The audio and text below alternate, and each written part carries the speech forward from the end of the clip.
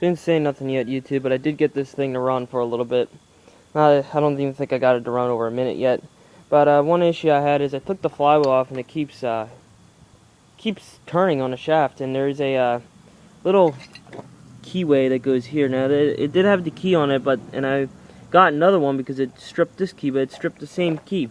And what I noticed is just it has to be really tight. The flywheel needs to be real tight on the shaft or something like that. So, but since it keeps doing it, I'm gonna try to make something. I'm gonna modify this so that way it will guarantee not to be. So if you take a look here, right in this shaft, I drilled a 1/4 inch hole, and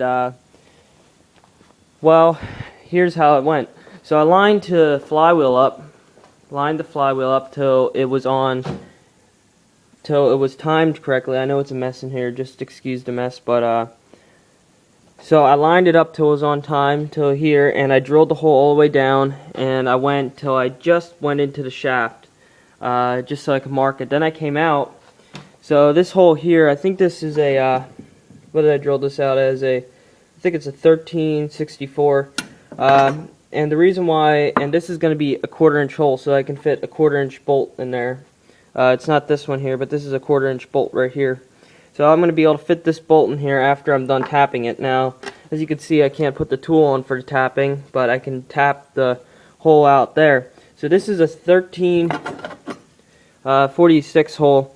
That seems to work with the 1/4 inch tap. So you have to have the hole smaller than the actual size itself. So if I drilled a 1/4 inch hole right in here and I put this tap in, I would have never been able to make any threads. So the threads have to have a root. So if you look, here's the root of the threads there. You can't really see it on the camera. So you see the roots there? What it's going to do is it's going to cut those threads out, and then it's going to bring down. So if you take a look, it's going to cut those threads out inside there, and I won't be able to thread this bolt in as tight as I want, and it won't strip. So that's how you make threads. So we made these threads, we drilled all the way through.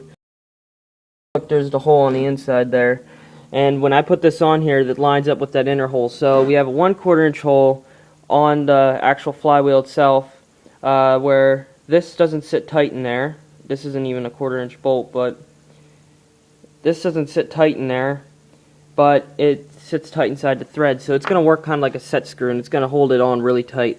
And you know, if it strips again, well, I'm going to have to eat it. Because I really don't know what else to do with it. So I don't understand how these flywheel setups are supposed to be on these older engines, but either way, doing this will only ensure that the flywheel won't strip at all. I think that it's supposed to have like a really high torque spec, and probably have to put some on the shaft, but you know, I can't even get the flywheel off. I couldn't even get the flywheel off. I fucked up my brand new Harbor Freight puller. I only paid 13 bucks for it, but you know, so that's what I'm doing. So what I'm doing here is I'm gonna take a wrench now. Of course, they do make the tapping tools, but of course I can't fit it on here. So what I'm doing is I'm just turning it maybe about a 1/4 turn, backing off, and then turning another. You can also put a little oil on it sometimes. This metal, it's cast iron, so it's a big cast iron flywheel. It's actually not very hard, so it's cutting pretty good.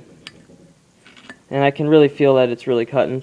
The only problem I had was getting it straight, but of course it's going to go straight. It's a tap. This is a thread cutter tap, so it's not like a thread chaser or anything. Well, a thread chaser is totally different.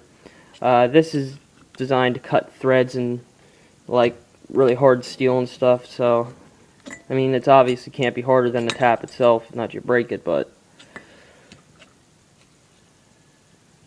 I'm just turning this in. Sometimes, you know, if you get into situations where you have only this much space, you have to improvise. Luckily, the drill is on an angle, so, and I kind of thought about that too, you know, I gotta have room to fit a wrench and stuff so I can drive that tap, and it's very important that I do not break this tap, because if I break it in there, then I'm gonna just wind up with more problems. So it's very important that I don't break the tap that I'm using to put the hole in. But yes, I did get that engine running, and I will make a video once this is done, because it will run, hopefully. As long as that doesn't fucking break it again. I don't think it's gonna strip past that. And I'll tighten the flywheel bolt to hell to like tighten the shit out of it, so that way it doesn't go nowhere. But I can back this out. I'm not all the way through yet, but I can back this out.